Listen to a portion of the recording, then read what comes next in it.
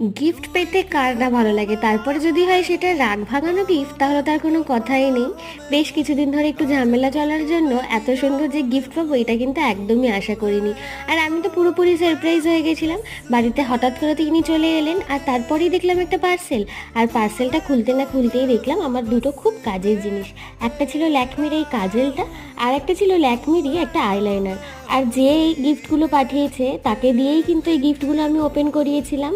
আর সত্যি কথা বলতে এই জিনিসগুলো যেমনটা দরকার ছিল, আর পাওয়ার পরে কিন্তু আমি আনন্দটাও ঠিক ততটাই পেয়েছিলাম। আর আমি ভিডিও করা মানেই যে এই রকম এক্সপ্রেশন দেবে এটাই স্বাভাবিক। তো এটা আর নতুন কিছুই নয়। তারপরে তো দুজনে মিলে গিফটগুলো দেখলাম, আর তারও পরে দেখলাম আরও একটা পার্সেল এসছে। আর তার মধ্যে ছিল আরও দুটো জিনিস, যেটা তোমাদের সাথে আমি পরে শেয়ার করব। ভীষণ মজা পেয়েছিলাম এই গিফটগুলো পেয়ে। তোমাদের কার কার রাগ ভাঙানোর জন্য এরকম গিফট আসে কমেন্ট করে জানিও কিন্তু।